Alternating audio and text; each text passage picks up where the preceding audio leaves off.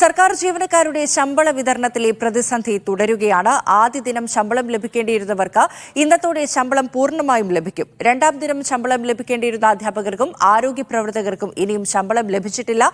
നിയമസഭയിലെ ജീവനക്കാരുടെ ശമ്പള വിതരണവും പൂർത്തിയാക്കാൻ ആയിട്ടില്ല.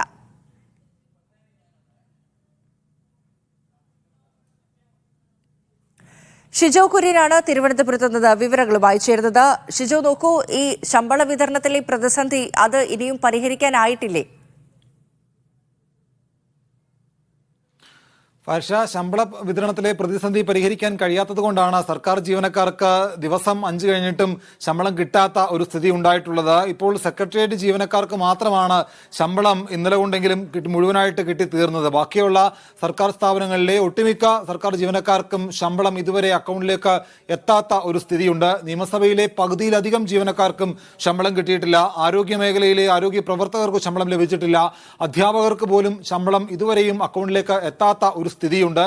എന്തായാലും ഈ ആഴ്ച കൊണ്ട് ഇവർക്കെല്ലാം ശമ്പള വിതരണം പൂർത്തിയാക്കാൻ കഴിയുമെന്നുള്ളൊരു പ്രതീക്ഷയിലാണ് ധനവകുപ്പ് ഇപ്പോൾ ഉള്ളത്. ഇന്നോ നാളെയോ കൊണ്ട് തന്നെ ഇവർക്ക് ബാക്കിയുള്ള കിട്ടാനുള്ള ആളുകൾക്കെല്ലാം, ജീവനക്കാർക്കെല്ലാം ശമ്പളം കൊടുത്ത് കഴിയും എന്നുള്ള ഒരു പ്രതീക്ഷ ധനവകുപ്പ് പങ്കുവെക്കുന്നുണ്ട്. പക്ഷേ അപ്പോഴും ഈ ട്രഷറിയിൽ നിന്ന് പിൻവലിക്കാൻ കഴിയുന്ന തുകയുടെ പരിധി ഇപ്പോഴും തുടരുകയാണ്. അതിനകത്ത് മാറ്റം വന്നിട്ടില്ല. ഇപ്പോൾ അക്കൗണ്ടിൽ എത്ര രൂപ വന്നു എന്ന് പറഞ്ഞാലും ട്രഷറിയിൽ നിന്ന് പിൻവലിക്കാൻ കഴിയുന്ന പണത്തിന്റെ പരിധി തുടരുന്നത് കാരണം ആ പരിധി മാറ്റുന്നത് വരെ ജീവനക്കാർക്ക് ഇപ്പോൾ നേരിടുന്ന ബുദ്ധിമുട്ട് തുടരുക തന്നെ ചെയ്യും. എന്തായാലും നിലവിൽ സെക്രട്ടേറിയറ്റ് ആക്ഷൻ കൗൺസിൽ ശമ്പളം കിട്ടാത്തതുമായി ബന്ധപ്പെട്ടുകൊണ്ട് സെക്രട്ടേറിയറ്റ് മുമ്പിൽ സമരം തുടർന്നിരുന്നു. ഇന്നലെയാണ് ആ സമരം പിൻവലിച്ചത്. അപ്പോൾ സെക്രട്ടേറിയറ്റിലെ ജീവനക്കാർക്ക് മാത്രമാണ് ശമ്പളം പൂർണ്ണമായി ലഭിച്ച് കഴിഞ്ഞത്. അതേസമയം നിയമസഭാ ജീവനക്കാർ, അധ്യാപകർ, ആരോഗ്യമേഖലയിലുള്ള ജീവനക്കാർ, പോലീസുകാർ, അങ്ങനെ തുടങ്ങി മറ്റ് പല സർക്കാർ സ്ഥാപനങ്ങളിലും സംവിധാനങ്ങളിലും ജോലി ചെയ്യുന്ന സർക്കാർ ജീവനക്കാർക്ക് ശമ്പളം ഇതിനോടകം തന്നെ ലഭിച്ചിട്ടില്ല. ഈ ആഴ്ചയോടുകൂടി മാത്രമേ മുഴുവൻ സർക്കാർ ജീവനക്കാർക്കും ശമ്പളം പൂർണ്ണമായി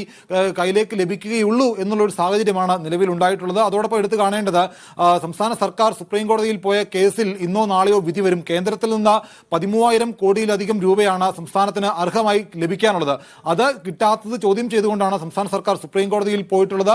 അതിൽ വിധി വന്നാൽ അതിനകത്ത് എന്ത് തീരുമാനമാണോ വരിക എങ്കിൽ മാത്രമേ സംസ്ഥാനത്ത് ഇപ്പോൾ നേരിടുന്ന ഈ ഒരു പ്രതിസന്ധിക്ക് ഒരു ശാശ്വതമായിട്ടെങ്കിലുമുള്ള ഒരു പരിഹാരത്തിലേക്ക് പോകാൻ കഴിയുകയുള്ളൂ. ഏതാണ്ട് 13,609 കോടി രൂപയാണ് കേന്ദ്രത്തിൽ നിന്ന് സംസ്ഥാനത്തിന് കിട്ടാനുള്ളത്. അത് കേന്ദ്രം പിടിച്ചു വെച്ചിരിക്കുകയാണ്. ഇപ്പോൾ സംസ്ഥാന സർക്കാർ സുപ്രീം കോടതിയിൽ കൊടുത്ത കേസ് പിൻവലിച്ചാൽ തരാം എന്നുള്ള കാര്യമാണ് കേന്ദ്രം അറിയിച്ചിട്ടുള്ളതെന്ന് ധനവകുപ്പ് പറയുമ്പോഴും സുപ്രീം കോടതിയിൽ നിന്ന് സംസ്ഥാനത്തിന് അനുകൂലമായിട്ടുള്ള ഒരു വിധി വരും എന്നുള്ള പ്രതീക്ഷയിലാണ് ധനവകുപ്പ് ഉള്ളത്. എന്തായാലും അതുകൂടി കിട്ടിയാൽ മാത്രമേ ഇപ്പോൾ സർക്കാർ ജീവനക്കാരുടെ അടക്കം ശമ്പളത്തിൽ സംസ്ഥാനം നേരിടുന്ന ഒരു പ്രതിസന്ധിക്ക് കുറച്ചെങ്കിലും ഒരു പരിഹാരം കാണാൻ കഴിയുകയുള്ളൂ. മറ്റു പല മേഖലകളിലും വലിയ സാമ്പത്തിക പ്രതിസന്ധി കേരളം നേരിടുന്നുണ്ട്. അതിനിടയിലാണ് ഈ സർക്കാർ ജീവനക്കാരുടെ ശമ്പളം മുടങ്ങുന്ന ഒരു സ്ഥിതി ഉണ്ടായിട്ടുള്ളത്. ഇന്നിപ്പോൾ 6 ദിവസമാകുന്നു. 5 ദിവസം പിന്നിടുമ്പോൾ സെക്രട്ടേറിയറ്റിലെ ഒരു മുഴുവൻ ജീവനക്കാർക്കും ശമ്പളം കിട്ടിയെന്ന് പറയുമ്പോൾ പോലീസുകാർ, ആരോഗ്യ മേഖലയിൽ പ്രവർത്തിക്കുന്ന ആളുകൾ, മറ്റ് പല സർക്കാർ സ്ഥാപനങ്ങളിലുള്ളവർ, ഇവർക്കൊന്നും ശമ്പളം ലഭിച്ചിട്ടില്ല. ട്രഷറിയിൽ നിന്നുള്ള പിൻവലിക്കാൻ പറ്റുന്ന തുകയുടെ പരിധിയും ഇപ്പോൾ തുടരുകയാണ്. അത് പിൻവലിക്കുന്ന കാര്യത്തിലും തീരുമാനമായിട്ടില്ല.